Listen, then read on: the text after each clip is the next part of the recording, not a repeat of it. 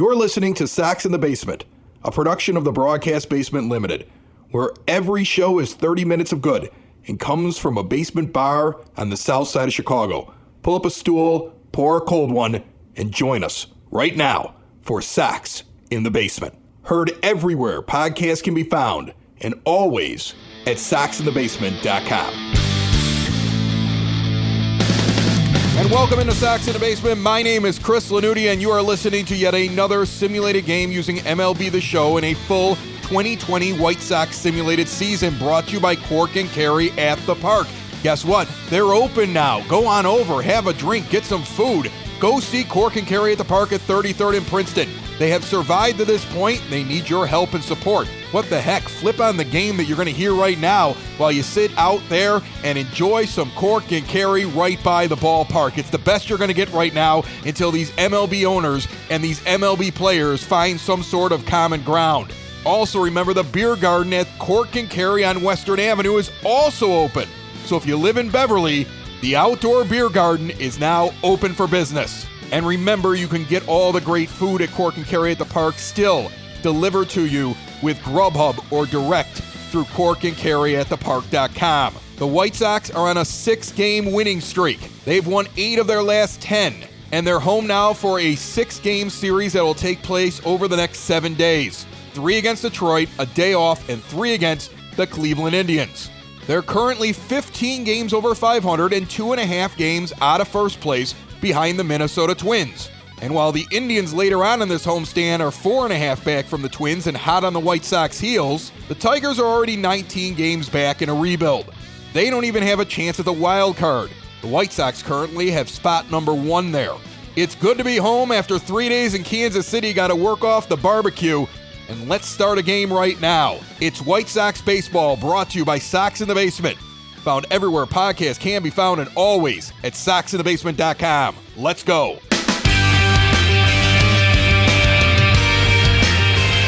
Guaranteed rate field, south side of Chicago. The 39-24 Chicago White Sox taking on the 22-40 Detroit Tigers.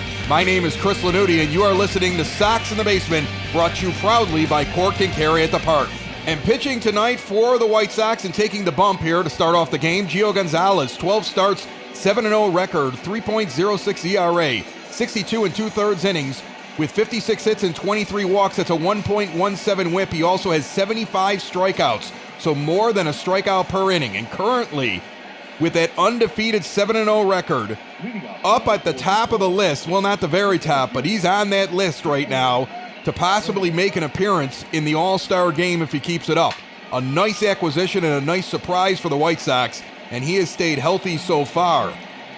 First pitch just occurred to Victor Reyes, a .311 average, the right-handed leadoff hitter for the Tigers. It's at 7-11, and it was fouled off for strike 1. Next pitch, an outside changeup swung on and missed 0-2 quickly. Reyes stands in and awaits the next one from the lefty hurler. An outside changeup misses 1-2 to count. 67 degrees, 8-mile-an-hour winds blowing in from left field. Pretty clear skies today. Going around the horn, Grandal is behind home plate. Encarnacion is over at first with Abreu as the DH. Next pitch fouled off into the camera well down the first base line. Madrigal's at second. Tim Anderson at short. Danny Mendick, who filled in for him yesterday in Kansas City, is now at third base, giving Yoan Moncada the day off. Left field is Jimenez. Center is Luis Robert. And in right, Adam Engel. 2-2 count. The pitch on the way. Low and inside for Seamer. The count is full. Harold Castro stands on deck. Castro hitting .329 with 5 homers and 19 RBI. They have a few hitters on this team. Unlike when we faced the Royals, who are currently in 4th place, they have nobody hitting that well. Ground ball knocked down by Mendick down the line, but the runner is going to be safe as it comes out of his glove. A base hit. In a perfect world, you could start all these guys all 162 games. But Yo-Yo Moncada needed a little rest, and he's on the bench today. Harold Castro comes up with a runner on, leadoff man on. He's got 5 homers, 19 RBIs. He leads the Tigers in batting average. The lefty stands in with fair to good speed on first base. High outside for Seamer, misses 1-0 the count. In his last 4 games, 9 for 22. That's a .409 clip. Grandal scooting around behind the plate right now. Now he's comfortable. The sign is down. Gonzalez checks it, checks the runner, the pitch on the way. Inside heat, misses. 2-0 the count. St. Louis leading Pittsburgh right now in Pittsburgh, PNC Park 4-0. Miami tied up with Seattle in Miami, 1-all in the 3rd inning. 3-0 now as that one misses outside. Miguel Cabrera, yes, he still plays baseball, stands on deck. The Reds lead the Cubs in Cincinnati 3-0 as they start their weekend series. It's Friday night here at the ballpark in early June. Strike down the middle, 4-seamer, 3-1 from Gonzalez to Castro. I don't know if it would have been an easy play for Mendick to make. Moncada had a much better chance at it. Mendick's no slouch in the infield, and when it comes time to find somebody to stand at third base, he's a better option than Leury Garcia. It was a difficult play. Gonzalez going to have to pitch through it. Ground ball to Mads. Over to short. Anderson back over to first. Encarnacion puts that away in his glove. 4-6-3. Rack him up. And there's 2 gone here in the top of the 1st inning. Cabrera comes to the plate. 22 RBI and 8 home runs go with his .252 average. Miggy, at one point, was a third baseman. Now he's basically a first baseman / DH. Played a lot of outfield, too, at one point. People forget he's a professional hitter. And yeah, in the later years, he may not be the greatest hitter in baseball, but he's dangerous every time he comes up there. We're going to see him for 3 games. I'd be shocked if he didn't go yard once. High pitch popped up. That's not going anywhere. It's actually 3 feet behind home plate. Underneath it is Grandal. He puts it away. In the end, Gonzalez faces the minimum. Through 1. There's no score, and the White Sox are coming up here on the south side. Michael Fulmer, 12 starts, 5-4 record, ERA of 4.60, 72 and a third innings with 75 hits. That already has you over 1 whip. Add on 25 walks, it's a 1.38 walks and hits per innings pitched with 57 strikeouts. The righty takes the mound tonight with a full beard and awaits Tim Anderson as he gets in there, hitting .333 with 5 homers and 32 RBIs. On-base percentage of .367, not bad for a leadoff hitter. He also has the 5th highest batting average in the American League right now. The batting champ from last year turning in a very good effort the next year. The pitch on the way, inside check swing. Did he go? No, he did not. 1-0 the count. 22-40 are the Tigers.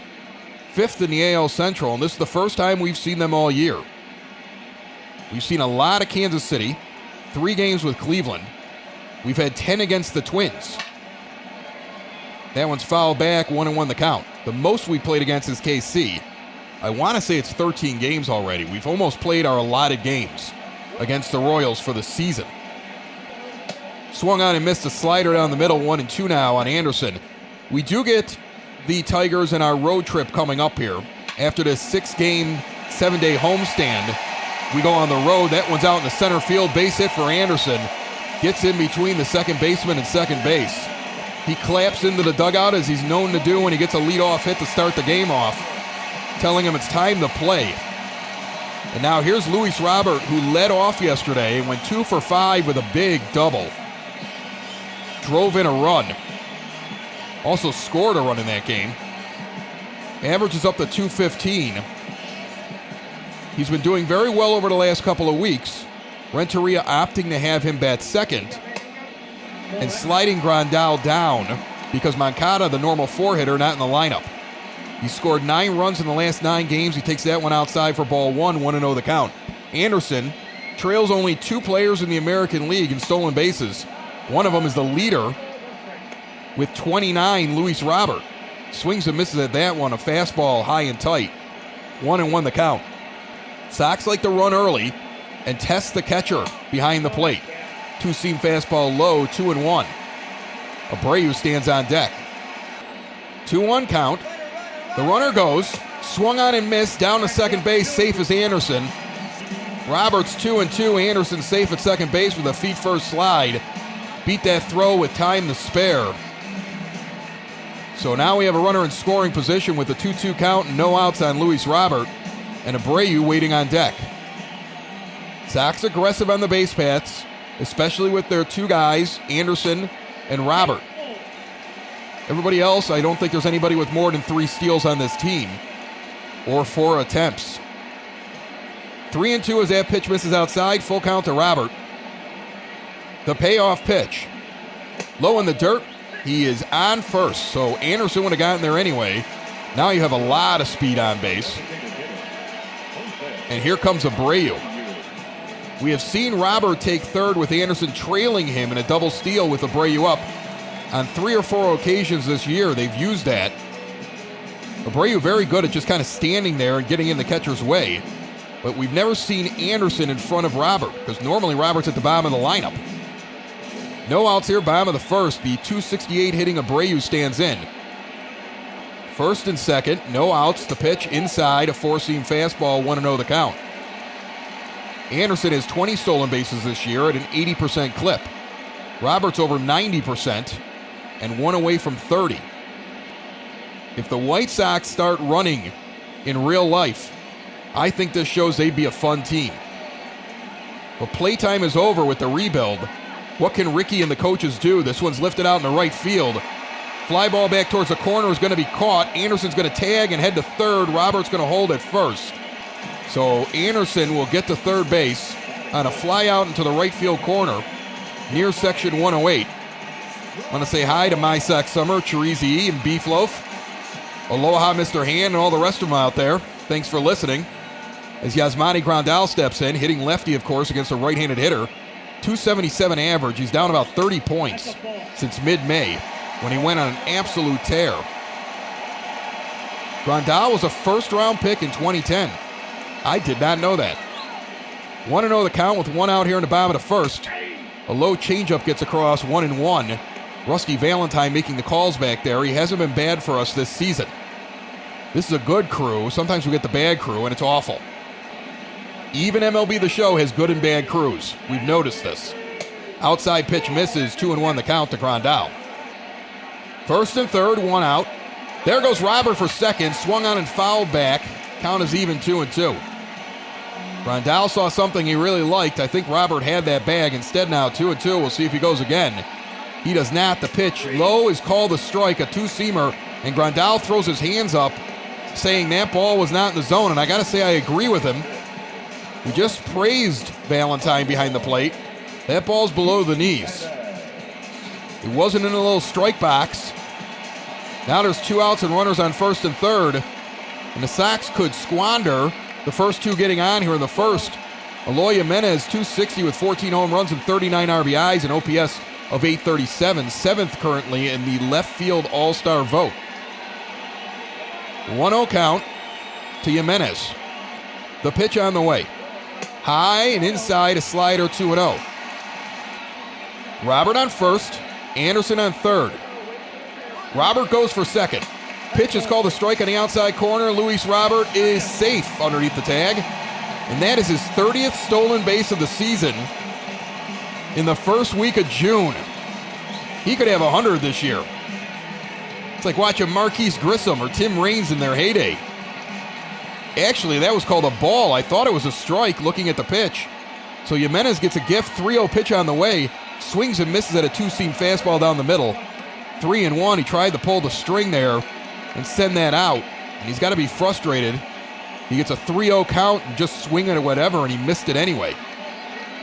Now an outside pitch called a strike on the corner. Count is full. Sox got 2 on here.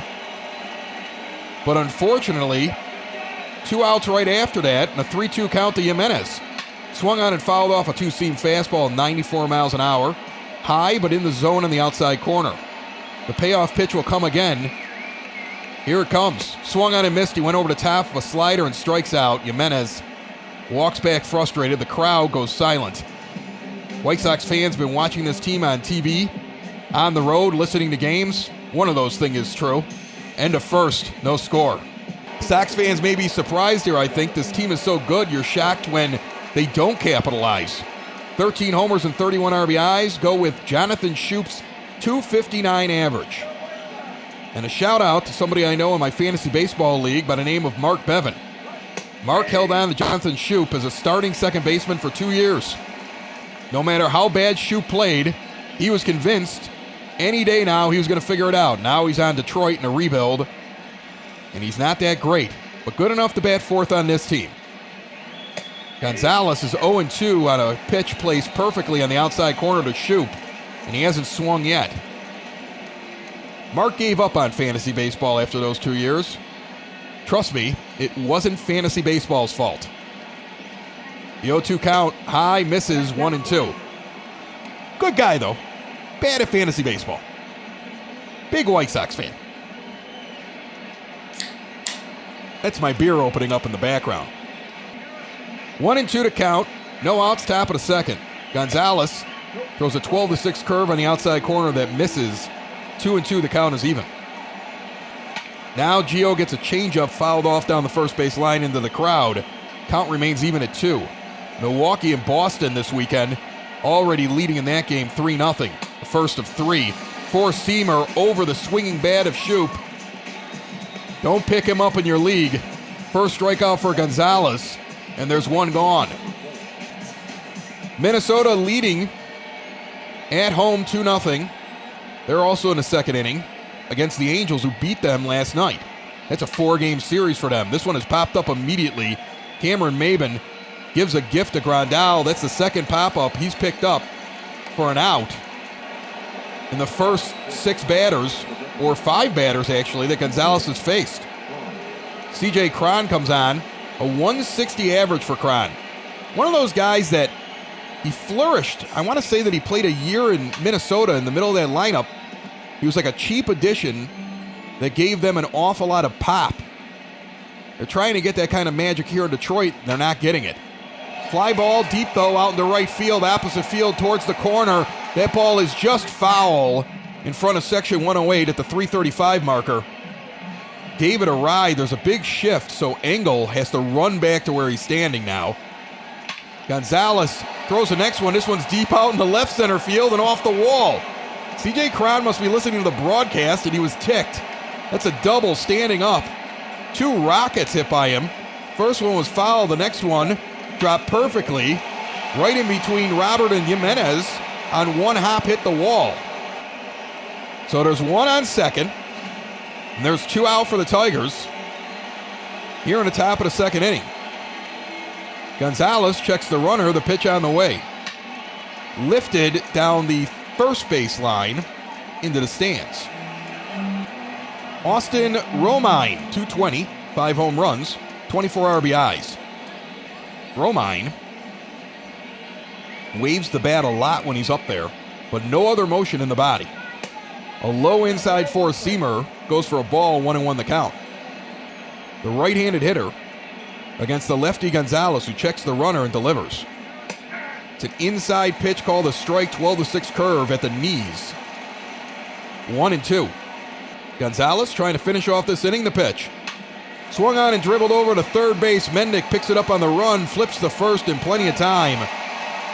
A 5-3 putout, and the inning is over. Through 2, Gio shutting him down.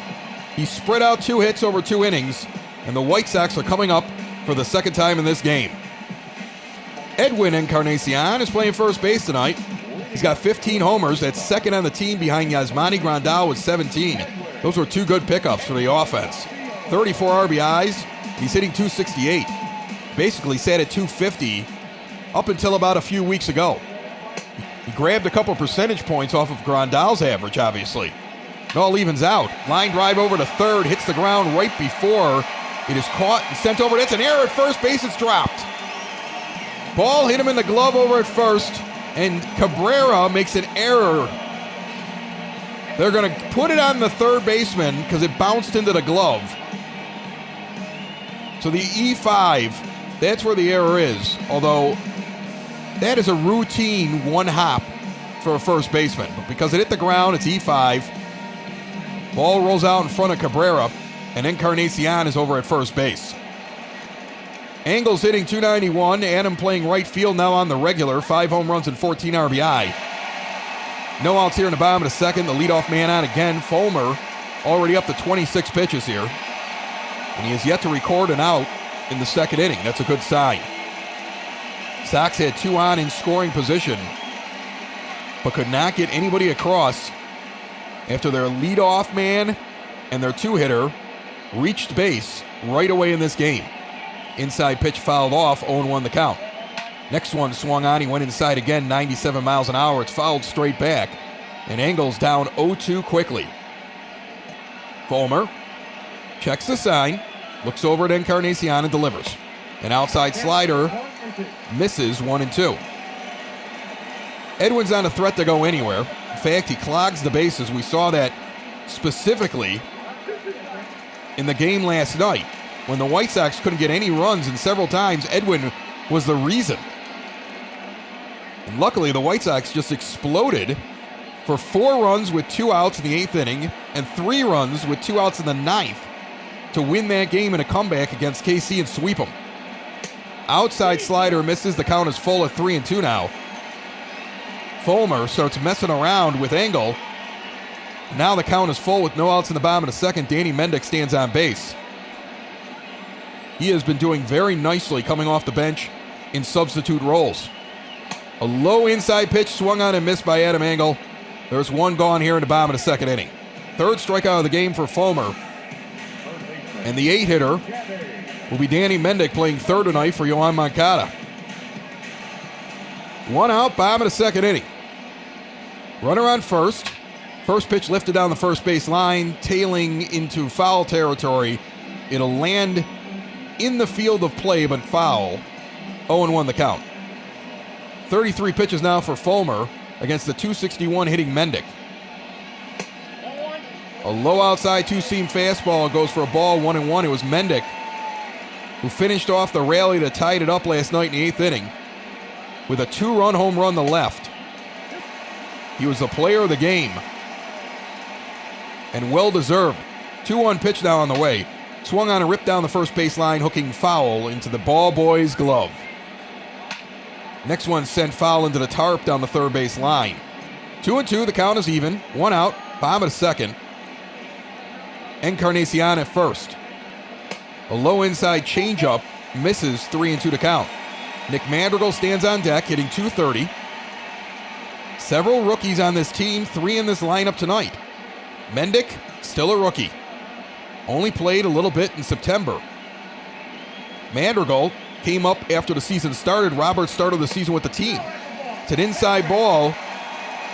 He walked him. 2 on now. People say rebuild's over, but guess what? There are still some young guys that are learning this year. Imagine this team in 2021 or 2022. That's probably when they hit their peak. Although they'd be fun to watch in person right now. And it hurts every day that it isn't getting done. A low pitch to Nick Madrigal, called a strike at the knees. 0-1 the count. 1 out, runners on first and second. No score here in Chicago. Michael Fulmer, 40 pitches so far for the Tigers. The righty throws one on the outside corner. They're going to say Madrigal went around.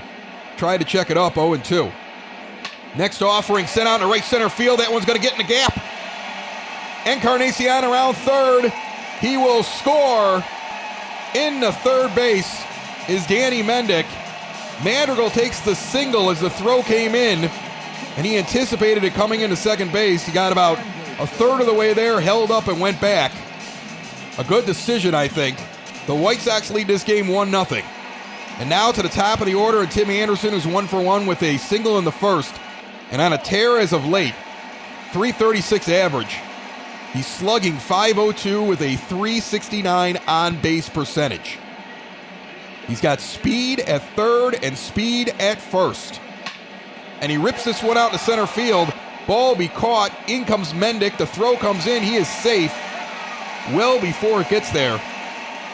Sacrifice fly makes it 2-0 White Sox with 2 outs now in the bottom of the second inning. Madrigal remains on first base.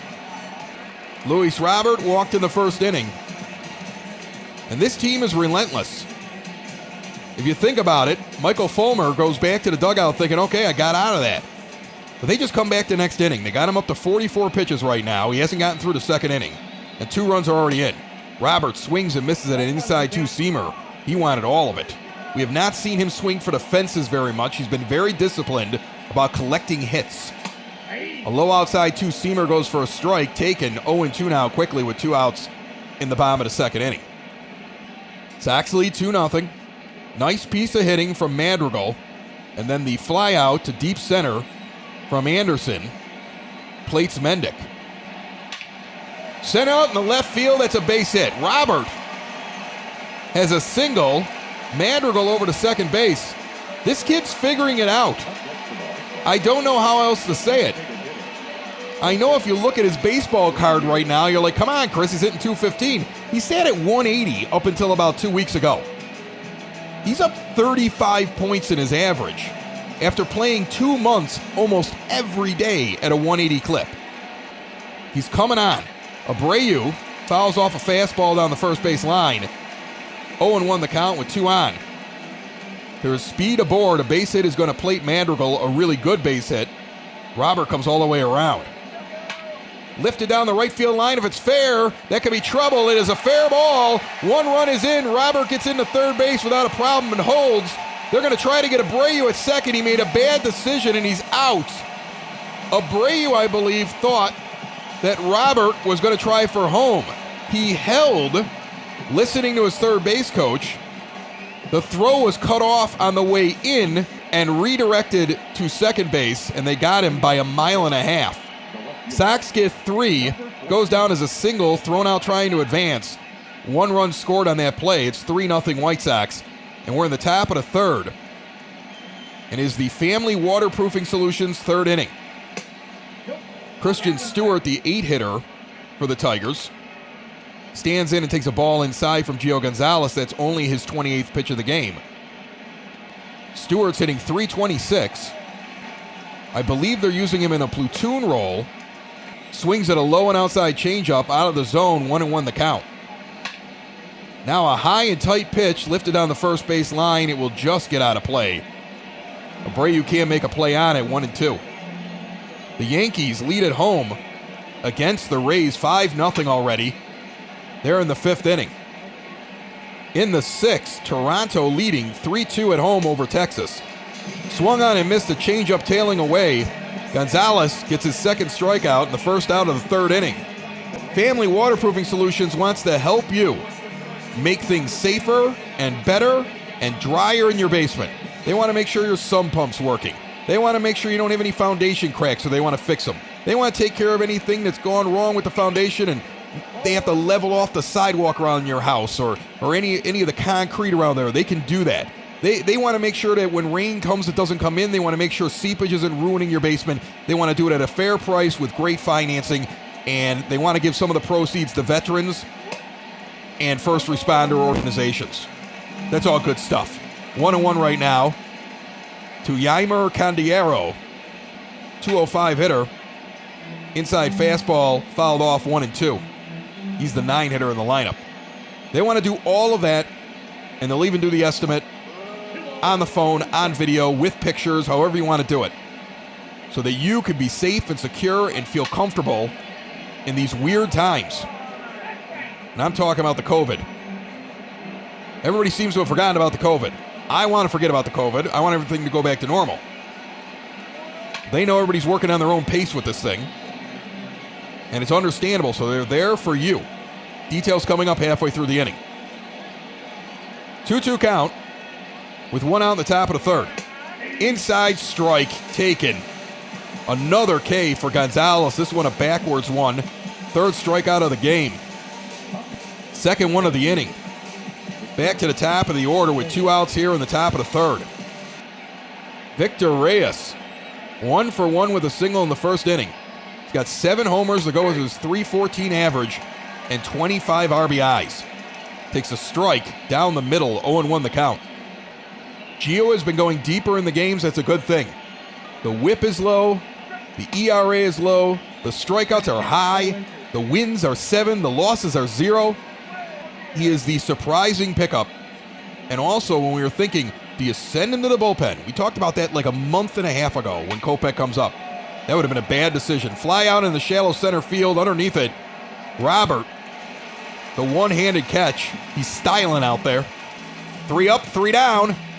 Midway through the third, Sox lead this game 3-0. Foundation issues not properly handled can be costly. Family Waterproofing Solutions is owned by Ken, a veteran of the United States Marines, and his wife Maria, making them a veteran-owned business and a female-owned business that will diagnose and repair wet or leaky basements. And while they're located on the Sox side, Family Waterproofing services the entire Chicagoland area and Northwest Indiana. And now, after taking time off to ensure they can do things safely and securely for you, Family Waterproofing is back in business and doing jobs. Plus, part of the proceeds for every job that they do are donated to veteran and first responder organizations who support our frontline defenders. And currently, Sox in the Basement listeners have access to special pricing when they contact Family Waterproofing Solutions now, 708-330-4466, or visit them today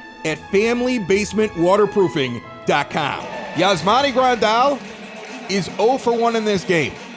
He struck out looking and was disgusted about it, and it was a low pitch. After that, though, his team in the next inning scored 3 runs. We lead 3-0. Michael Fulmer just threw his 50th pitch for ball 1, now a swinging strike, 1-1 the count. Sox on a 6-game winning streak have won 8 of their last 10 after coming out of their worst stretch of the season right before that.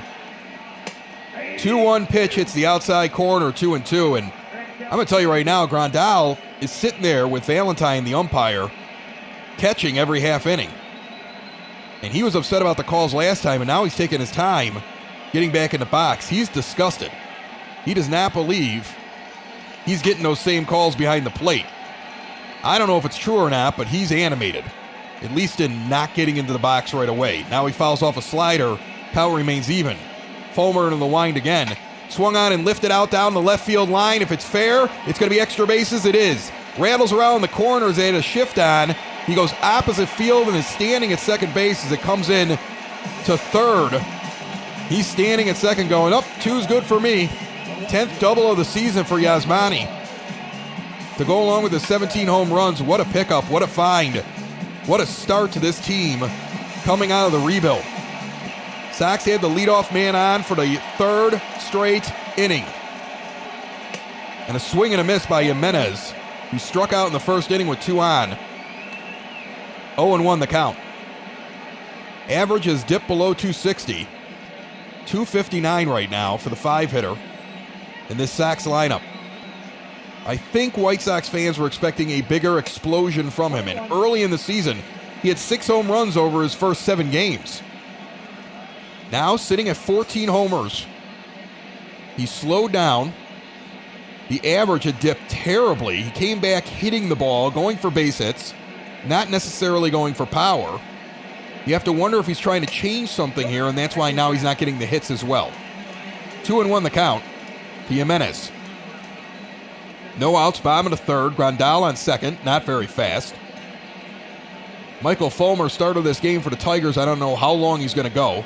This is his 59th pitch here with no outs in the 3rd. Swung on and missed over the top of the bat, a 2-seamer. Barely in the zone, 2-2 the count. Atlanta now leading Philadelphia 2-1 in the 3rd inning in the ATL. Oh, that's a terrible call. Another low pitch well out of the zone, called a strike, and it's a strike 3. We've seen it now twice. I take back everything I said about Rusty Valentine in the strike zone, because that's brutal. That pitch is way too low. The same kind of out that Grandal had happened to him in the first inning. A pitch clearly out of the zone, called a strike. There's 1 gone. Now Encarnacion fouls off the first pitch, 0-1 the count with 1 out in the bottom of the 3rd. You know, you see the little strike box, and I know you're like, well, you know, Chris, you don't know how accurate that is. In a simulation, it's pretty darn accurate. 1-1 the count now. But I guess we even simulate bad umpiring. Hawk Harrelson would hate this. He'd be losing it. Yelling at a TV screen. Dadgummit. Swung on and missed a slider. Encarnacion goes down swinging. 2 outs here in the bottom of the 3rd. 5th strikeout for Fulmer. 2 of them are bogus. I'm saying it out loud. Who's going to stop me? Adam Engel's going to come up now. We got the leadoff man on. He's still standing at second base where he put himself with a double. 2 outs, bottom of the third. Sox already up 3-0. The pitch from Fulmer. A strike down the middle, a two-seamer at 97 miles an hour. No swing on that one. 0-1 the count. Now Engel swings and misses at a slider. In the zone and away. Right over the top of it. He's 0-2. He went 0-2 right away last time. Struck out on 3 pitches. Inside pitch misses 1-2. Adam has performed very well in right field. At the 7th spot, I don't know if he lasts there forever. Although he rips this one now deep out in the left field. Tailing back to the wall and gone.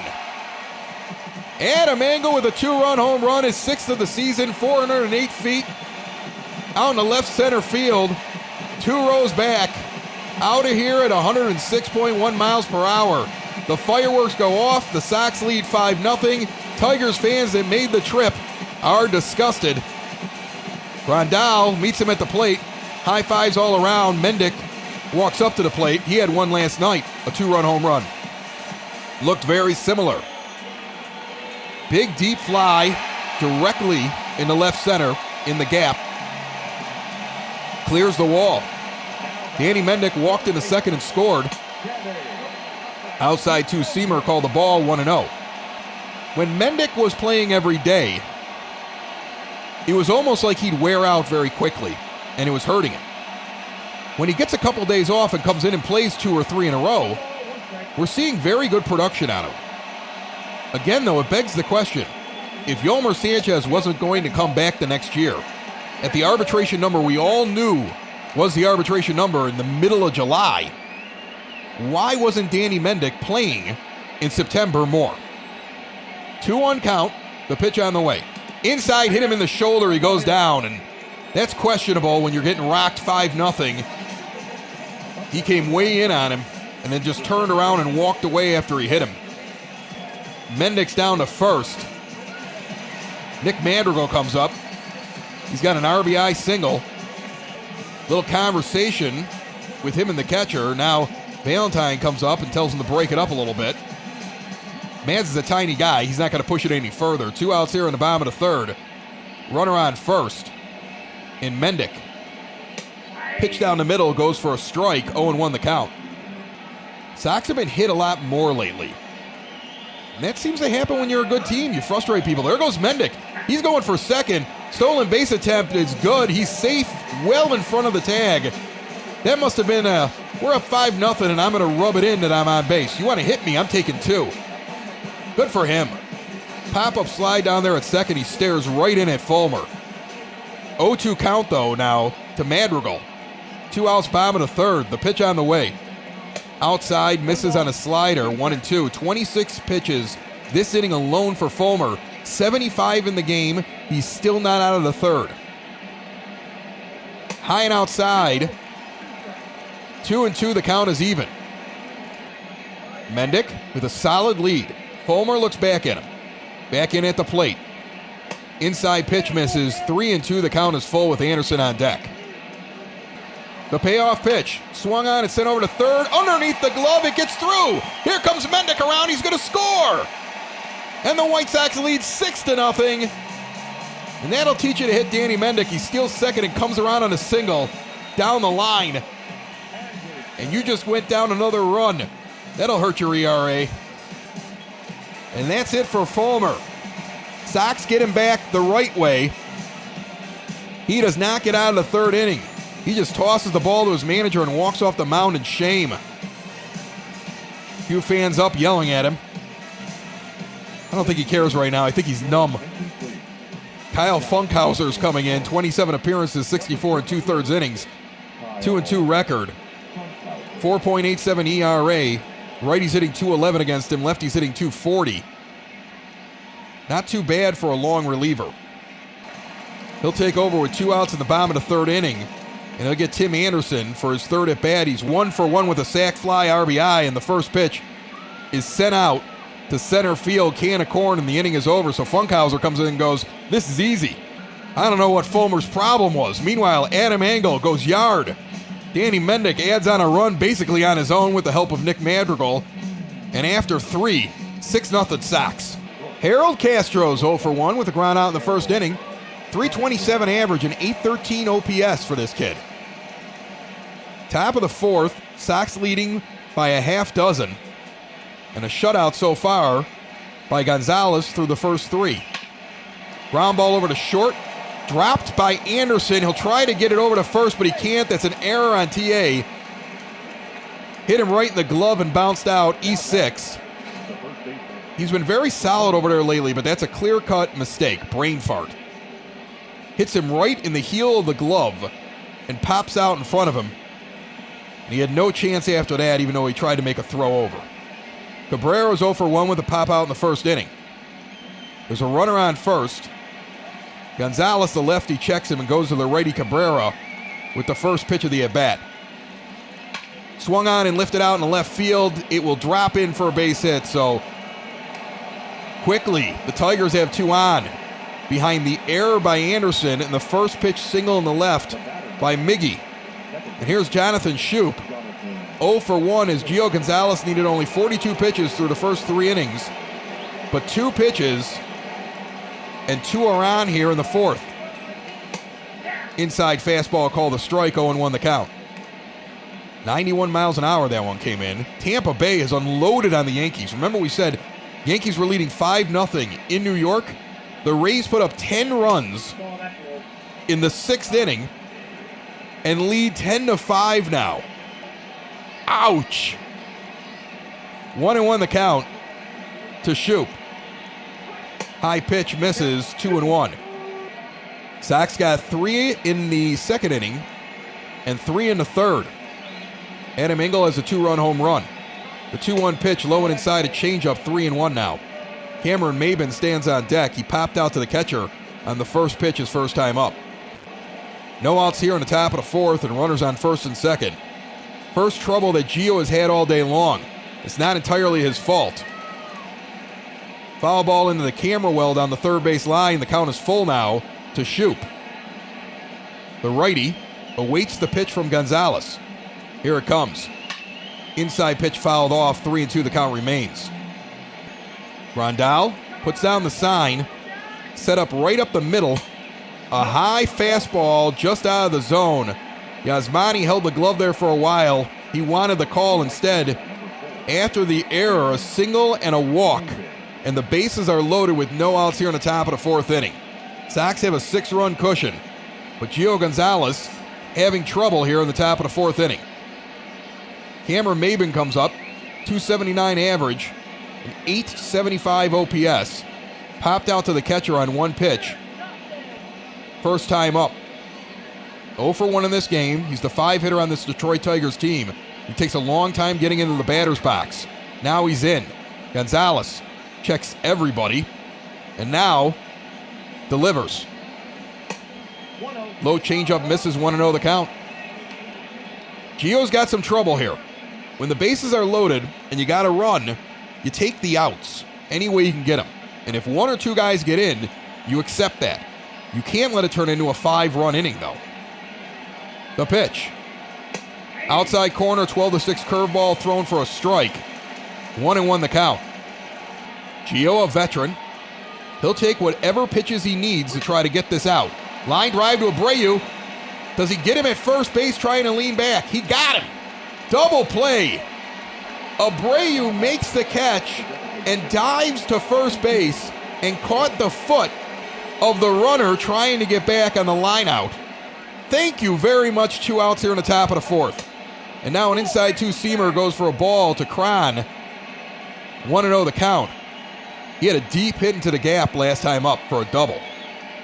Hardest hit ball of the game for the Tigers so far. Swung on and missed a changeup low and away, 1-1. 2 outs now quickly here in the top of the fourth. Runners on second and third. Nobody across yet for the Tigers as Gonzalez tries to escape an inning. Inside pitch down the third base line, fair ball right over the bag. It's going to score 2. Cron trying for a second double of the game. Jimenez in the second, and they will get him. Eloy throws him out, but both runs had scored already. The play ends at second base, but Cron knocked in 2 before he was tagged out. Midway through the fourth, it's now 6-2 White Sox. Luis Robert's going to lead it off. 1 for 1 with a single in the second inning. Average up to 219, and the first pitch down the middle is a slider. Call for a strike. 0-1 the count. Bottom of the fourth inning, Sox lead 6-2. After a double down the line by Cron. Sox look like they might get lucky and get out of that inning after the bases were loaded on an error, a single, and a walk. They get the line-out double play, and then a hit down the line that nobody could have gotten. It was perfectly placed over the third base bag into the corner, and Jimenez makes that throw all the way from the corner to second base on the fly and throws out Cron trying to get the double. 2-1 to Robert now. Swung on and missed underneath a four-seamer that was high at the letters. 2-2, the count is even. Robert with a walk and a hit. An outside pitch misses, count is full. The patience that is coming around for this young man is a good thing. The home runs that we saw in the minors, I think, will come eventually after he gets more patient. And we're starting to see the payoff from that patience with his at-bats. This one sent right back up the middle. That is a base hit in the center field over the head of the second baseman, who ran back into the outfield trying to get it as it looped over his head. Roberts 2 for 2. He went 2 for 5 yesterday in the leadoff spot, 2 for 2 with a walk on top of it in the 2 spot today for the Sox. A pitch out immediately. He's not going. 1-0 to Abreu. He doesn't automatically go every time. Abreu with 11 home runs and 43 RBIs and the average up to 270 is capable of knocking him around the base paths. Strike down the middle now, 1-1 to count. The Mets lead Washington 5-3 in D.C. Pirates have tied it up with St. Louis 5-5 in the 7th. Inside fastball goes for a strike taken, 1-2 the count to Abreu. No outs in the bottom of the fourth inning. Got the middle of the order coming up here with Luis Robert on first and a 4-run lead. The pitch on the way. Outside misses, 2-2. The concern over Robert is taking time now. A low inside changeup, 3-2 the count. You can imagine he's probably going. He might think about it at least, as they're going to try to throw a strike here. You could see a walk, and he also knows he can beat him to second base. Count is full. The pitch, there he goes. Swung on and fouled back. He'll go back to first base. Count remains full with Robert on first. No outs, bottom of the fourth inning. He doesn't go this time. Down the middle, swung on and missed. Curveball, the bottom of it dropped out on Abreu, goes over the top of it. Funkhauser has a strikeout. His first of the game. And there's one gone. Yasmani Grandal will now come to the plate. The lefty's 1 for 2 with a double and a run scored. He's a switch hitter, but he's batting lefty right now. A pitch out right away on Robert. He doesn't go. So they're very concerned about Robert. Leads the majors in stolen bases by a bunch. Him running successfully has been such a big help to this White Sox team in the offense. Even when he's unable to get the hits early on in the season, as that's a strike at the knees, 1-1. He played great defense and he ran very well and helped the Sox win several games, even though he wasn't doing well with the bat. Now the bat's coming around. Inside pitch fouled off down the third base line. It is not getting out of play. There's 2 gone. Sox get the leadoff man on in all 4 innings. They've capitalized in 2 of those innings. And Eloy Jimenez comes up 0 for 2 with 2 strikeouts. He is struggling right now, maybe due for a day off. They've pitched out on the first pitch the last 2 batters. Here we go. Outside pitch, but it's a ball. It was not a pitch out. 1-0 the count. They're focusing more on the batter at this point than Robert with 2 outs. Next offering, high, misses, 2-0 the count. Robert with a lead. Still holding. Swung on and sent down the third base line. Foul ball, 2-1. 2 outs, bottom of the fourth. 6-2 White Sox, 2-1 count to Eloy Jimenez, and Luis Robert takes off for second. Swung on and missed. Down the second base, he is safe under the tag. Robert with another stolen base, 2 tonight. They watched him the whole inning. He eventually got there. He does it with ease. That was a lot closer than the first time, but he still got in there with a lot of time. terms of stolen bases. Probably about a second before that ball got there. 2-2 count. Jimenez rips one in the left field. That's a base hit. Here comes Robert around third. He's going to head for home. They will not throw home. They go to second. Jimenez wisely holds at first with a single. 7-2 White Sox.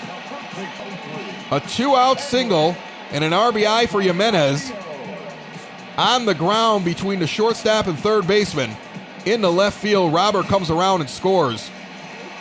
Speed kills with this White Sox team. And Luis Robert. Now Encarnacion comes up with a strikeout. And a curveball hits the zone for strike one. He also reached on an error. 265 average now with 15 home runs. Jimenez with a moderate lead. He's really not a threat to go. Swinging strike on the outside corner. He reached for it. 0-2. Yet another inning where the White Sox batters have made the pitcher work. 23 pitches in this inning for Funkhauser. They burned through the starter, Fulmer, who threw around 80 pitches and only got through 2 2/3 innings and left after giving up 6 runs. An outside slider misses 1-2. That's the same pitch he swung at before. Try to get him to go again. 7-2 Sox, 2 outs, bottom of the fourth. The pitch. Swung on and missed, away with a curveball. He kept going for the low and outside pitch. He eventually went for it one time too many, and he goes down swinging. We're through 4. It's 7-2 White Sox on a beautiful night, Friday night in Chicago. Austin Romine, the catcher, is 0 for 1. He steps in and takes a pitch on the outside corner for a ball, 1-0 the count. Top of the 5th inning, it's the DP3 Tech 5th inning. Spoke with the folks over at DP3 Tech just today. That's a swinging strike. You know what they told me? Last couple of weeks, gangbusters over there. People are discovering that their company can very easily migrate their systems over, set up one touch, get people on the screen, get people on the line, show things on the screen, make your workplace mobile, but also be able to work with the systems you have at the workplace if some people are there and some people are not. They use the cloud, they partner with Microsoft, and it is going excellent for them over there. I want to thank Sox in the Basement listeners who've been paying attention. If you haven't tried it out yet or impressed the boss yet, details coming up midway through the 5th inning. Is this a ground ball up the middle for a base hit? And Romine is on as the leadoff hitter here in the top of the 5th inning for the Tigers. Romine's got to be frustrated. Keeps trying to get Luis Robert, and he can't. So he strikes back with the bat. Tigers don't think this game is over, trust me. We may have jumped out to a 6-0 lead and leave 7-2 right now. They are swinging the bat. Christian Stewart takes a changeup down the middle for a strike. 0-1 the count. There's a lot of pretty good averages on this team. They've got some good batting averages floating around. They got some pop in the bat. It's the defense, it's the consistency, and it's the pitching. That's what they need. Fly ball over to second, tracked down by Madrigal before it gets into the outfield. That was a light line drive, not a really hard hit one. A looper. Candelario comes up. He's 0 for 1, the 9-hitter, the righty. There's one gone. He fouls off a changeup down the first base line, 0-1. Candelario is right around the Mendoza line with his batting average. An outside changeup misses, 1-1. After the Pirates tied it up with St. Louis right away, the Cards came back in the top of the 8th and lead 6-5 now in PNC Park. Ground ball down the first base line, foul, 1-2. Gonzalez up to 68 pitches now, with one out here in the 5th and a runner on first. The pitch. Sent down the first baseline, foul again. Count remains 1-2. Cincinnati still beating the Cubs 4-1 in Cincy. Outside pitch fouled off. Again 1-2. The Phillies have tied it up with Atlanta in the ATL. They're 3 apiece right now. And a high pitch goes for ball 2. Count is even at 2. Baseball in full swing here at Sox in the Basement. Unfortunately, that's the only place that's in full swing. And I'm going to tell you, I get more and more negative about this the more I read. Fly ball down the first base line, hooking foul before Engel can get there. Count remains even. Talked with my dad today. Said he talked with his ticket agent over at the White Sox. It's an outside 12-6 curveball, misses 3-2 now the count. And told him that if they're not going to play, he might take the refund instead of applying it to next year. Because he's going to be pretty bitter if the owners can't work with the players and vice versa. I mean, that's old man yelling at a cloud right there, but I'm sure there's other people that think that way. Ground ball to Anderson, over to Madrigal, back over to first base, squeezed by Encarnacion. A brilliant play at second by Nick Madrigal, getting taken out and still making that throw. He's head over heels, and we're through the midway point in the fifth. New challenges bring new technology. DP3 Tech has partnered with Microsoft to make things easier on you and your business. Imagine being able to get everybody together in a nice, easy, user experience friendly meeting room and being able to share whatever you want in the room with just one click. You can migrate from old legacy on-premises equipment right now to flexible, secure, work-from-home friendly cloud services.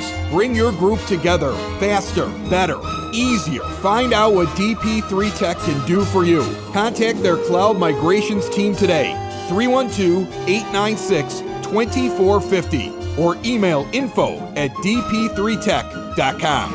Adam Engel got taken out on that double play. He had no time when that ball got there. Ball got there just before the runner. Sliding straight in, he went through the bag. Engel throws it and releases it while he's in the air tumbling. And a perfect strike without a bounce into Encarnacion's glove for the double play. Wizardry out there. He looks okay.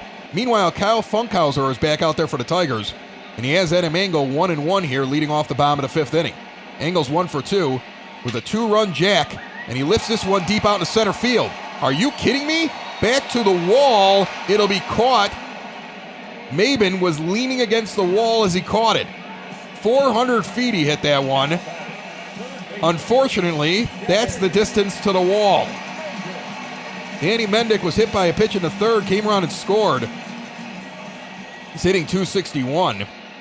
With one out here in the bottom of the fifth and nobody on, he takes a four-seamer low and away for strike one. 0-1 the count.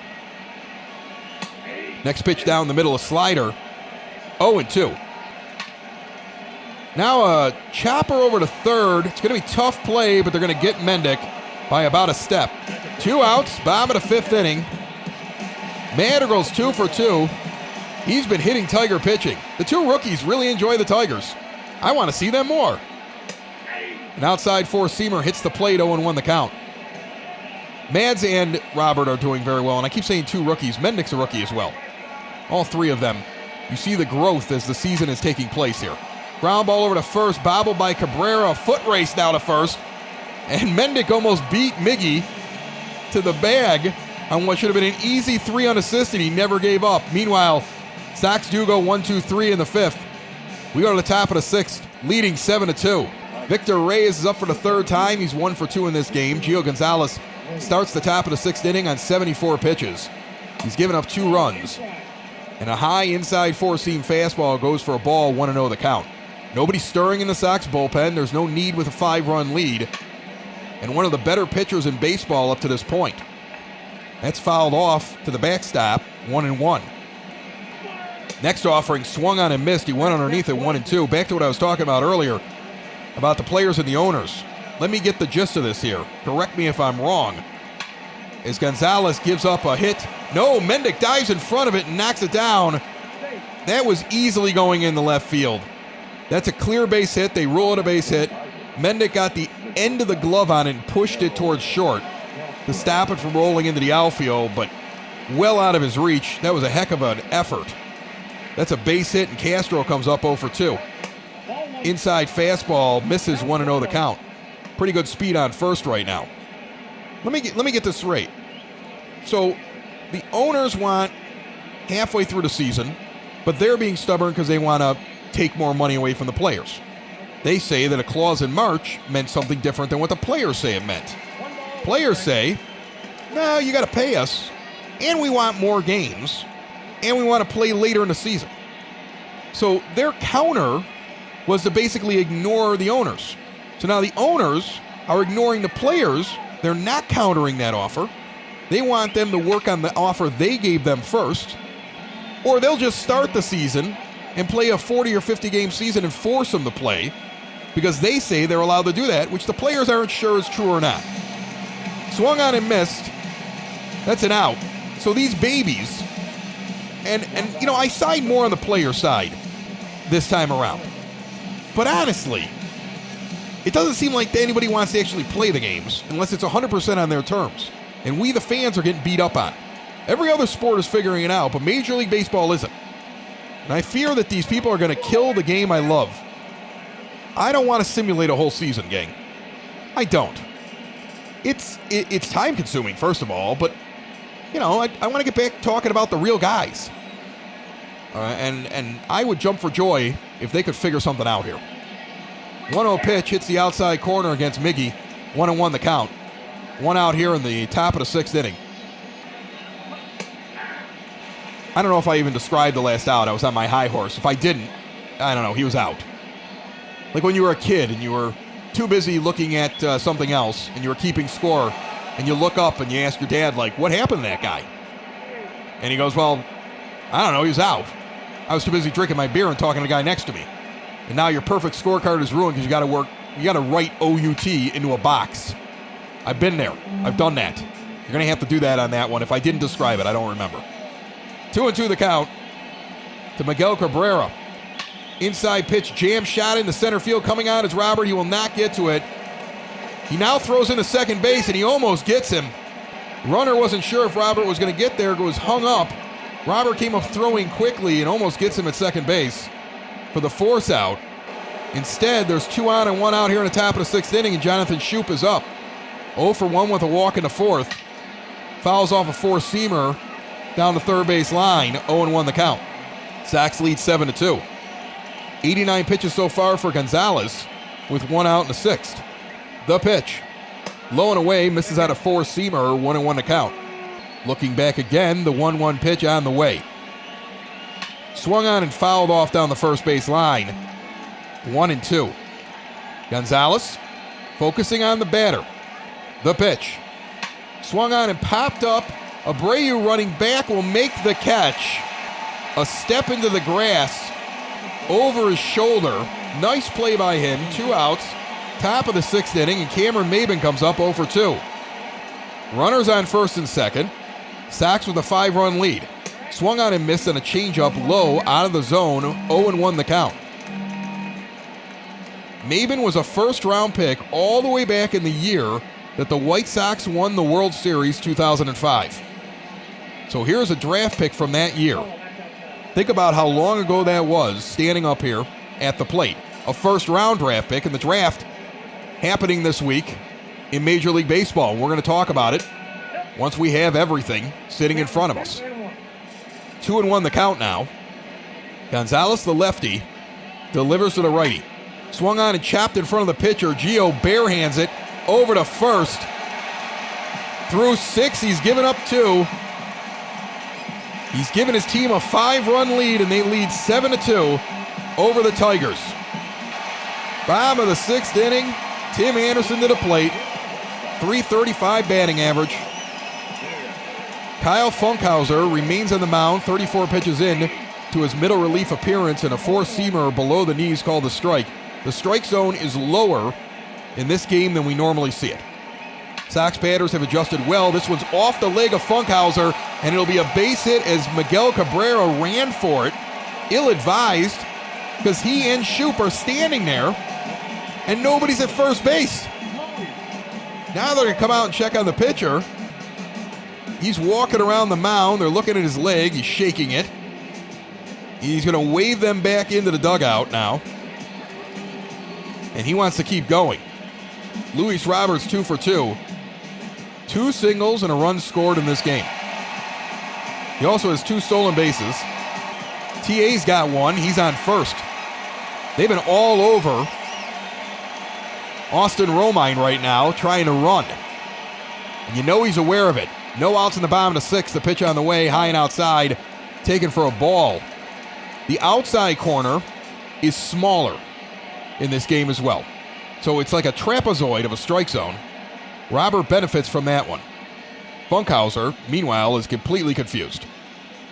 1-0 the count, no outs in the bottom of the sixth inning. Cleveland leading in Kansas City 5-1. Minnesota leading 6-1 in the sixth inning of their game against the Angels. As a strike goes down the middle, 1-1 on the fastball. Anderson with a lead. Inside pitch, misses at the knees, 2-1 the count. Robert has been so patient.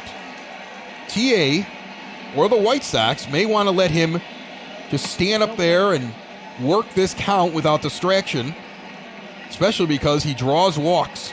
He's 3-1 here in the catbird seat. Already 2 for 2 on the day with a walk. And we're only in the bottom of the sixth. The kid is having a nice game. He likes to play against AL Central teams. That's been obvious. That's a good thing for us. Inside pitch misses. He walks him.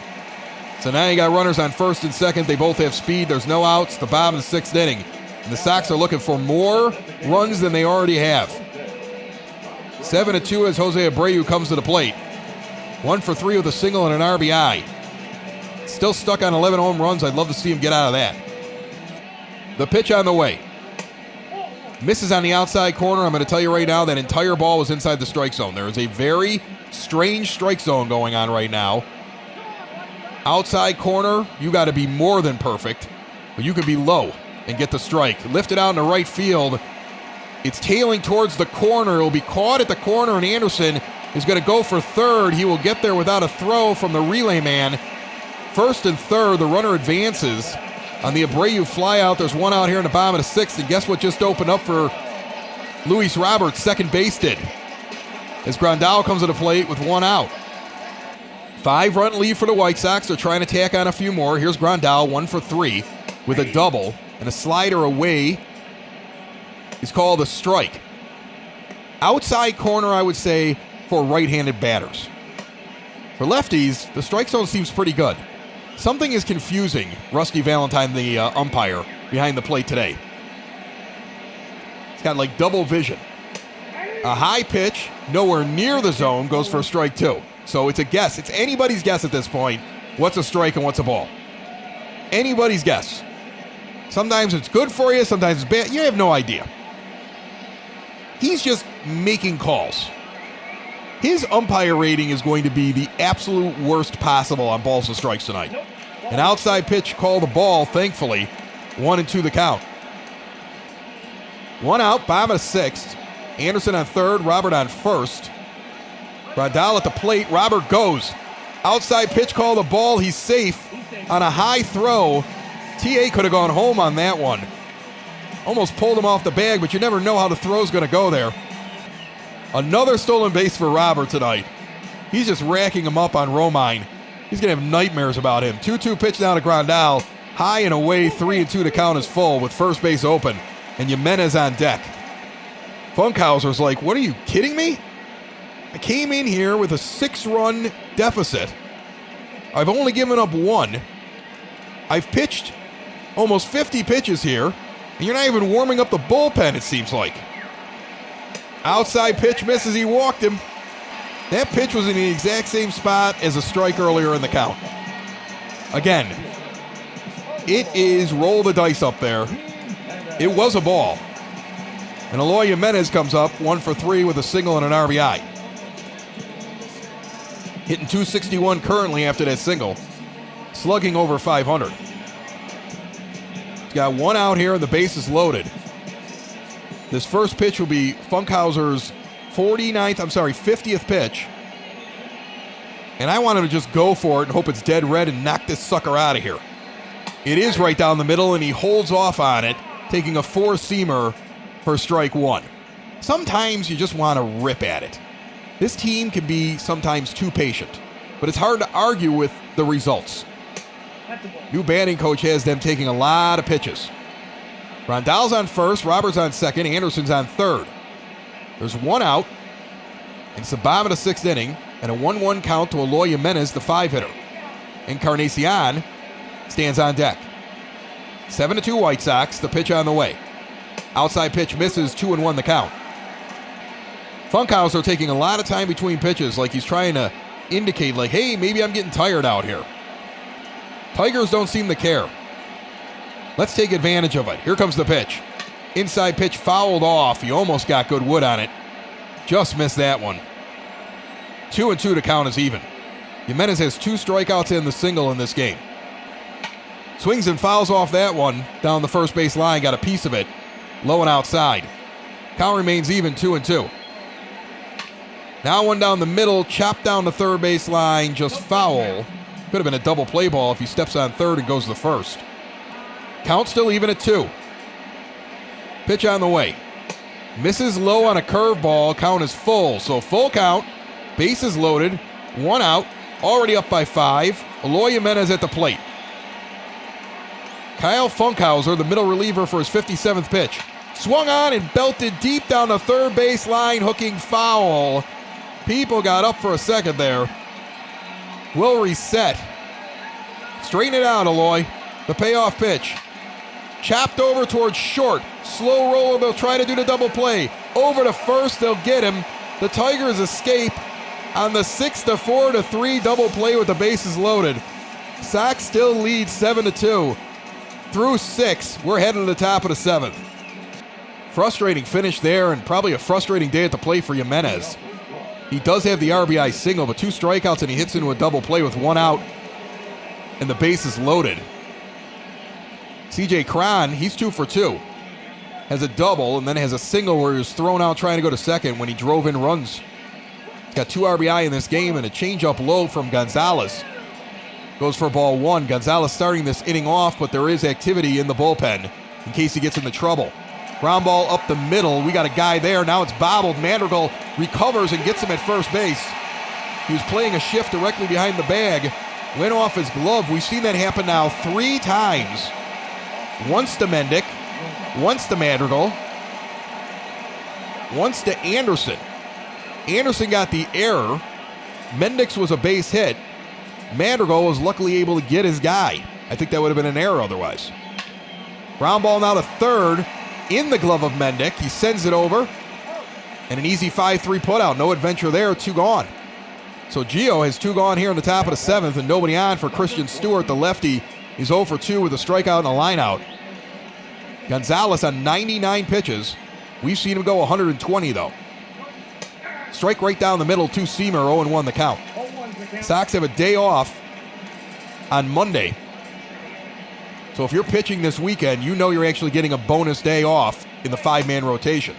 Ball misses high, 1-1. 2 outs, top of the 7th. Gio Gonzalez is 7-0. He looks like he's on his way to 8-0. He's already got the quality start here today. And an outside 4-seamer misses, 2-1 the count. He goes quickly into the line. Grandal down on one knee. Outside pitch, a strike, 2-seamer. 2-2, nicely framed, right on the corner. Gonzalez toes the rubber and delivers.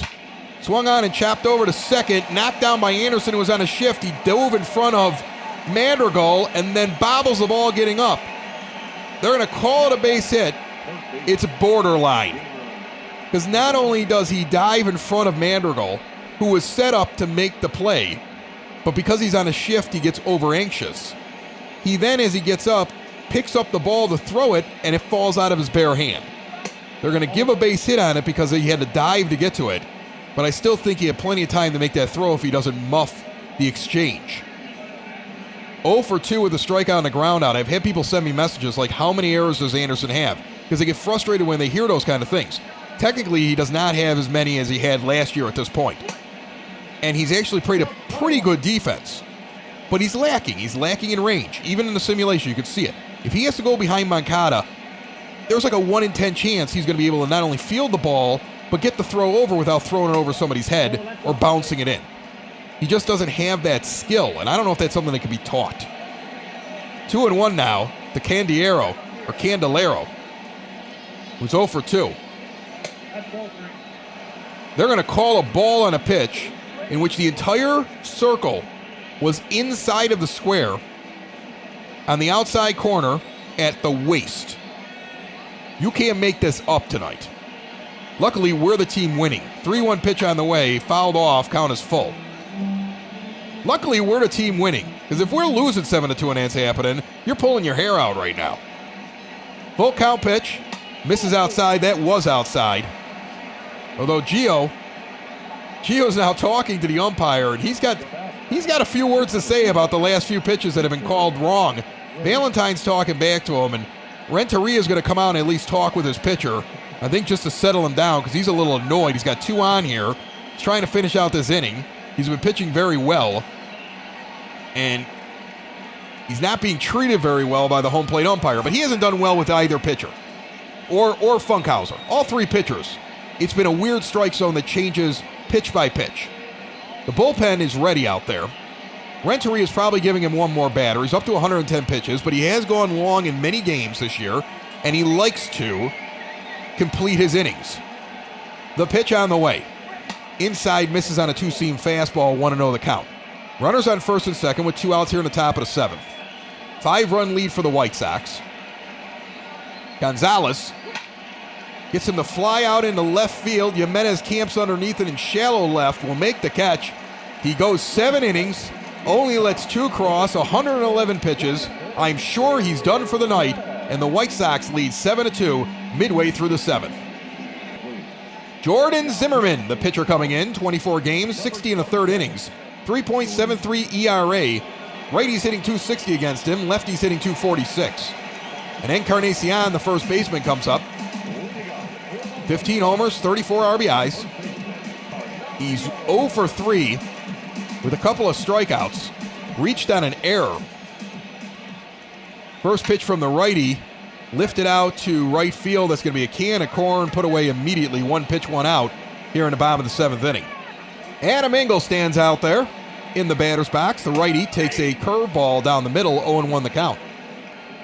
7-2 ball game. Sox got 3 in the 2nd, 3 in the 3rd, tacked on another run. Tigers got 2 in an inning where they had the bases loaded and no outs. A double play where nobody scored on a crazy line out to first base. Encarnacion squeezes the ball. I think during the call I yelled Abreu. I always confuse which guy's DHing and which guy's at first. I'm sorry. A little harder. The game moves quick in these simulations. Sometimes it's tough to tell the difference. 2-2 the count as that one bounces away to Engel. And Encarnacion got the base runner trying to dive back to first after he made the play. 3-2 count now. I'm going to have to start putting a sticker up on the TV. Like Edwin's playing first. It's the one thing I always screw up. Whenever he's playing first, I say Abreu about 6 times during plays. He must confuse the heck out of everybody, and I'm sorry. Engel takes a walk. He's down to first. Danny Mendick's 0 for 1 and coming to the plate. He's also got a walk. He was hit by a pitch. He stole a base, and he scored. He's getting it done the Danny Mendick way. Low outside slider goes for a strike. Why not? It was close enough. With 1 out here in the bottom of the 7th inning. It's a final in Washington. The Mets win 9-3 over the Nationals. They don't look good. After winning the World Series, a 12-6 curveball completely in the zone, over the plate, and at the waist is called the ball. So, again, I don't know what's going on. Luckily, we're winning.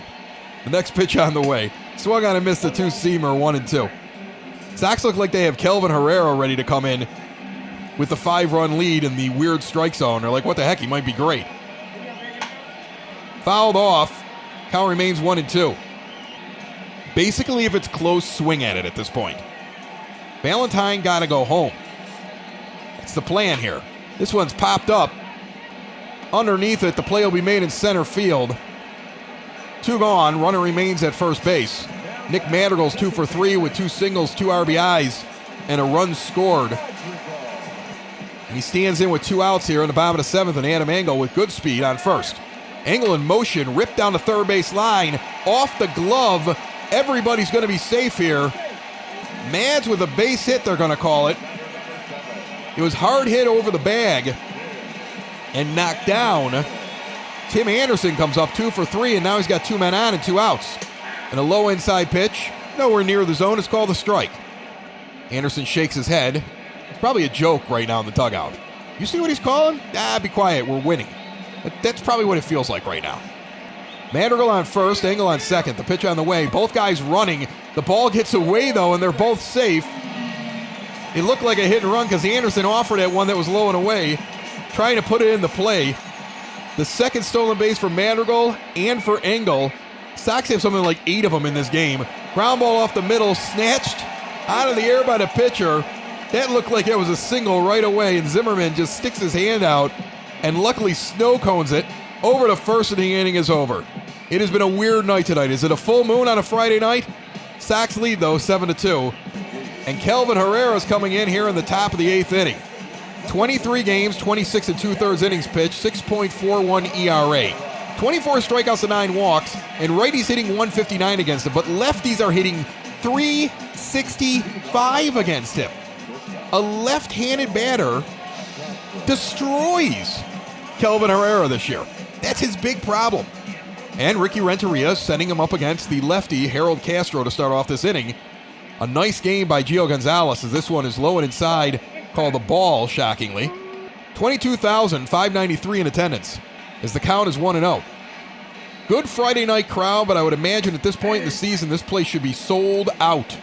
With this team winning, if this is what it was, if this is what the crowd would be even for Detroit, I'd be disappointed. It's a good ball club, and this place should be rocking on the weekends. And I'm telling you right now, when I can finally walk back into the rate, I'm going to get there as many times as humanly possible. 1-2 the count. Swung on and sent back up the middle. That's a base hit. Herrera continues to be batting practice for left-handed batters. And Renteria trying to figure out, is that an anomaly or something we have to deal with for the rest of the season? Can he just not go up against a lefty? He's got the righty Miguel Cabrera up now, 2 for 3 with 2 singles and a run scored. And a runner on first. And a low inside cut fastball goes for ball 1. It's a final in Toronto. The Blue Jays beat the Rangers 5-4. And Milwaukee beat Boston in Boston 3-1 to start off their series. The 1-0 pitch, low and away, misses, 2-0. The pitch from Herrera, high and tight, 3-0. As Shoup stands on base, runner on first and no outs. In the 8th inning, the Twins leading 6-1 still over the Angels. Sox have a 5-run lead here, but Kelvin Herrera continues to struggle for this team. And now he misses on the outside corner. That could have been called a strike, but nobody's been getting that call all night long. So he gives up the hit, and now the walk. Shoup comes up 0 for 2 with a walk in the 4th inning. There's nobody out here in the top of the 8th. There's 2 pitchers going in the White Sox bullpen. And this is the 3rd batter that Herrera has faced, and he throws a high 4-seamer that misses. Cishek and Fry warming up in the bullpen right now. I don't recall when they got up. I don't know if they'll be ready by the time Shoup's at bat it's over, but I would think if Herrera loads the bases here or gives up a single and one of them scores, he'll either be out right away or very shortly thereafter. Shoup, 2-0 in the count. He missed outside again, 3-0. He's got nothing. He might need to be sent down to the minors or released. Kelvin Herrera is having a terrible season for the White Sox right now. Struggling mightily. He got the strike on the outside corner. He might be the first pitcher to get that. That might have been a sympathy call. 3-1 the count. It's a final in Miami. They beat Seattle 5-2. The 3-1 pitch on the way here with no outs in the top of the 8th. Swung on and sent over to second base. Madrigal flips to Anderson over to first. The double play is a struggling pitcher's best friend. 2 gone. The runner advances to third here in the top of the 8th inning. And Cameron Maybin comes up. He's 0 for 3 with a ground out in the 6th inning. And Herrera, with a shaky inning, gets some help from his friends. And now has a chance to get through this. The pitch. Inside, tight, and called a ball. 1-0 the count. Next pitch. Inside, about the same spot, but called a strike this time. 1-1 the count. I could close my eyes right now. Not even look at the pitch. At least I wouldn't be so surprised by the call. 4-seam fastball in on the hands, fouled off, 1-2. And Herrera now has a chance to go right after Maybin and end this inning without any damage. The pitch on the way. Swung on and missed. He struck him out. Herrera pumps his fist. Celebrate the small victories when you're trying to figure it out. He gets through the 8th inning without giving up a run. Sox still lead 7-2. Luis Robert, here in the bottom of the 8th inning, will lead off. He's had a nice game today. 2 for 2, couple of walks. I want to say he has 4 stolen bases. He at least has 3. I'm going to have to look at it after the game. And he's 1-1 in the count there after fouling off that 4-seam fastball. Sox have taken it to Detroit tonight. Now there's a beach ball on the field. And they're going to boot that into the stands. That's the first time we've seen that. White Sox fans getting over exuberant. That was over in right field. That's what makes it funny. The 108 is using a beach ball, obviously. We're going to have to ask him about that. Beach ball in the field. 108 style. Who brought the beach ball? I would think that's not allowed over there. They're going to have to do some regulating. 2-1 the count now to Robert. Carson Fulmer warms in the pen. Outside fastball goes for ball 3. Should have been a strike. Sox benefit from that. Robert's got a 3-1 count here against Jordan Zimmerman. Back in for another inning. The pitch on the way. Swung on and sent down the first base line. Get down fair. It will not. Count is full, 3-2. That had double or triple written all over it. Now he swings and misses at a low pitch. He'll try to run down the first base. They'll get him on the drop third strike play down the first. 1 gone here in the bottom of the 8th inning, and here comes Jose Abreu. The DH tonight, although at times I believe I see him over there at first. I always see Jose Abreu over at first, even when he's not playing there. He's 1 for 4. He takes an inside slider for a strike, 0-1 the count. Next pitch, curveball sent in the right field. It's a base hit. Perfectly placed between Cabrera and Shoop. So Abreu gets another hit. He's 2 for 5 tonight. Here comes Grandal. Batting in the 4 spot tonight. They've tried him there before. It didn't work out. With Moncada not around, they're trying there tonight. He's 1 for 3 with a double. And he stands in right now with a runner on first. Takes a curveball for a strike. What I've noticed with Grandal over the last couple of weeks is that he is swinging at a lot of pitches outside the zone. He almost started to believe that he could do anything, and he was on quite a run there. Pinch hit, 3-run home runs, and extra innings and all kinds of stuff. Ground ball over to Shoop. He makes a great play, spinning over to short, covering second, back over to first. 4-6-3, the inning's over. And going into the top of the 9th inning, the White Sox lead 7-2. And Carson Fulmer is going to come into the game here in the 9th with a 5-run lead. Has not had a lot of work lately. He's only got 14 games under his belt. He's 1-3, 27 innings pitched, though, with a 3.62 ERA. So he will pitch the 9th with the 5-run lead. First pitch high for a ball, 1-0 the count. C.J. Cron, 2 for 3. A double, and then tried to get a second double on a 2-run single and was out at second base. Jimenez with a great throw from the corner in left field. Fouls off that one, 2-1 the count. Into the line, the 2-1 pitch. Swung on and fouled off into the camera well down the first base line. 2-2, the count is even to Cron. Fulmer working quickly. Almost gets him to swing through that one, but he just got a piece of it. Low in the zone. He's attacking with fastballs.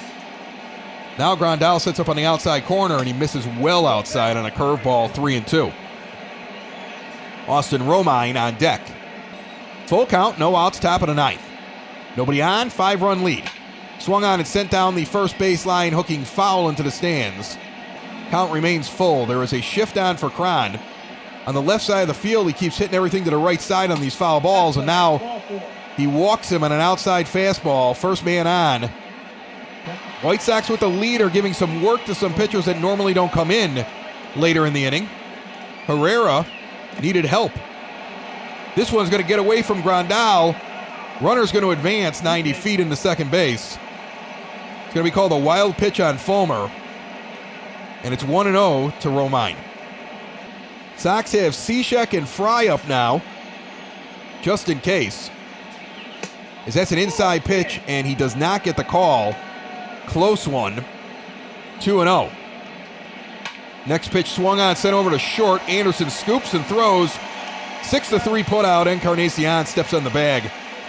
One gone here in the top of the 9th inning. Here comes Christian Stewart. He's 1 for 3 with a single in the 7th.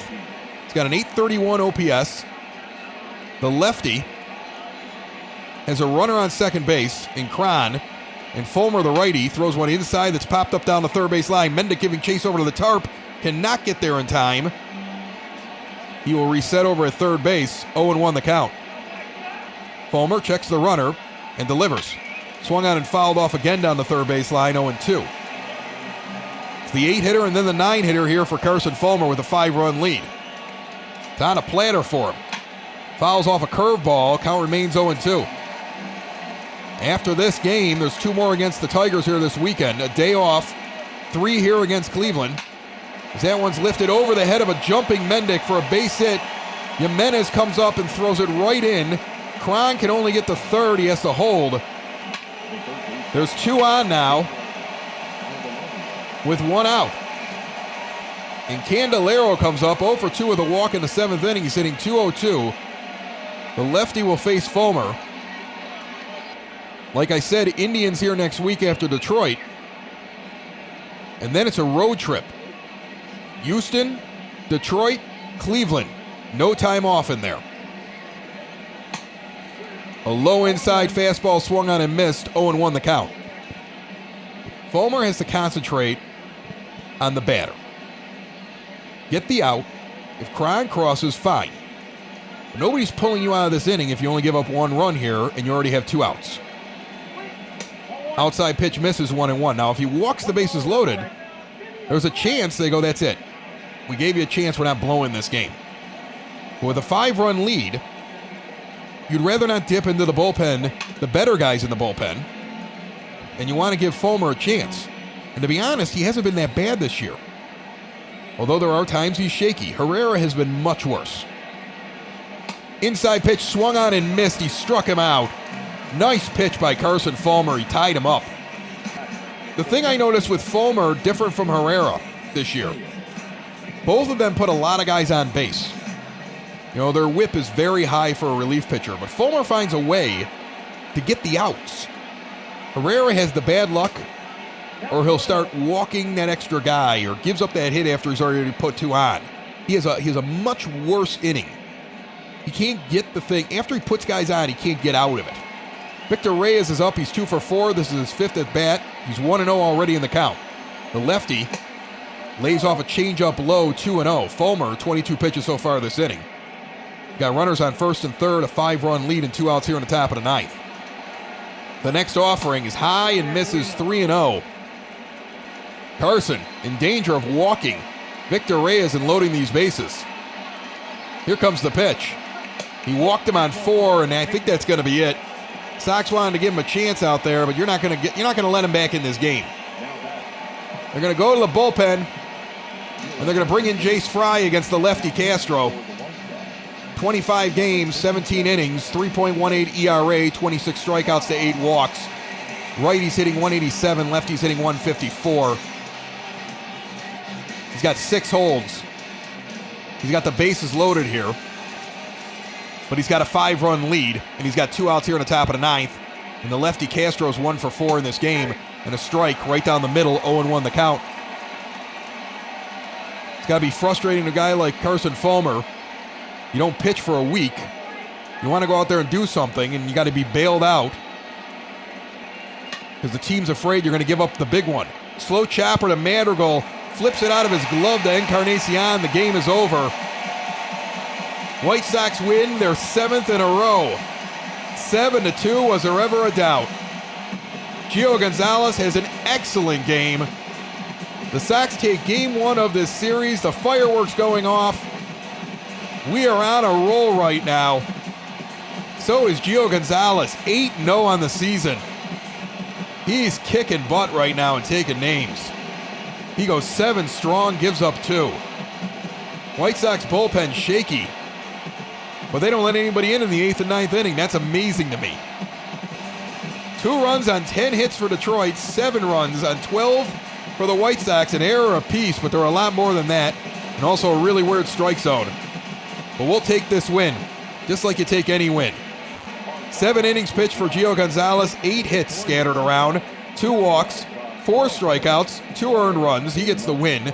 Jace Fry gets a save because the tying run was on the on-deck circle there. That's crazy.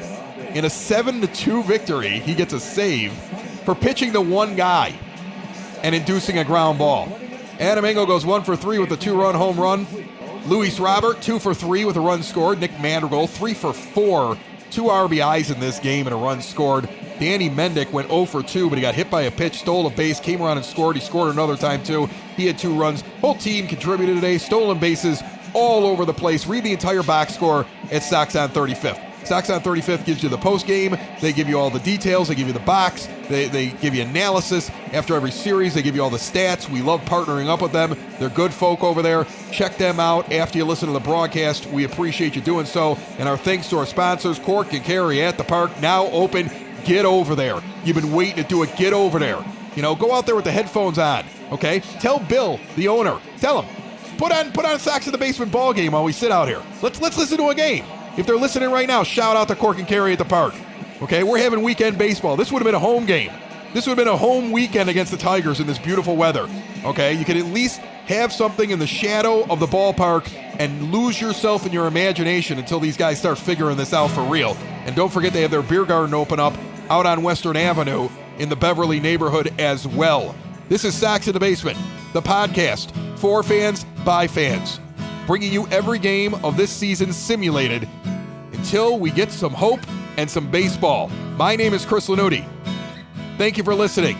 Remember, we're found everywhere podcasts can be found and always at soxinthebasement.com. Bye-bye, everybody. Sox in the Basement. Sox in the Basement. Sox in the Basement. Sox in the Basement. Heard everywhere podcasts can be found and always on soxinthebasement.com.